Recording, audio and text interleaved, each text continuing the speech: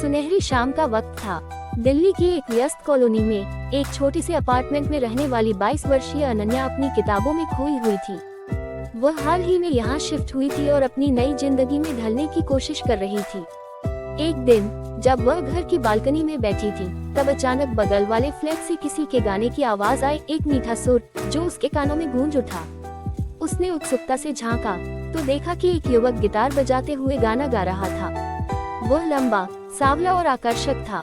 अगले दिन जब अनन्या अपने दरवाजे से बाहर निकली तो अचानक सामने से वही युवक आ गया और टकराने से पहले ही रुक गया। सॉरी, मैं ध्यान नहीं दे रहा था, युवक ने मुस्कुराते हुए कहा। कोई बात नहीं, अनन्या ने धीरे से जवाब दिया।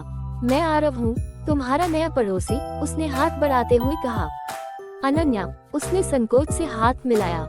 इसके बाद दोनों की मुलाकातें बढ़ने लगी, कभी सीढ़ियों पर, कभी बालकनी में, तो कभी कॉफी शॉप में। आरव एक संगीतकार था जो अपने सपनों को पूरा करने के लिए दिल्ली आया था।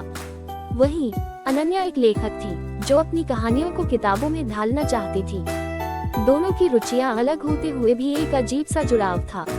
एक दिन जब कॉलोनी में बिजली चली गई तो आरव ने अपनी बालकनी में मोमबत्तियों के बीच बैठकर गिटार बजाना शुरू कर दिया। अनन्या उसकी आवाज सुनकर खिड़की के पास आ गई। क्या तुम सिर्फ सुनोगी या गाओगी भी? आरव ने हंसते हुए पूछा। अनन्या ने झिझकते हुए हल्की आवाज में गाना शुरू किया और उस पल में एक जादू सा बिखर गया। धीरे धीरे उनकी दोस्ती गहरी होती गई। एक दिन आरव ने अनन्या को अपने कॉन्सर्ट में बुलाया।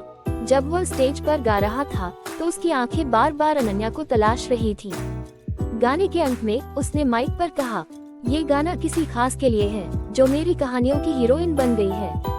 अनन्या की आंखें चमक उठी। उसे एहसास हुआ कि यह सिर्फ एक दोस्ती नहीं थी, बल्कि एक खूबसूरत रिश्ता था जो रोमांच और भावनाओं से भरा था। अंत में प्यार अपने रास्ते खुद बना लेता है।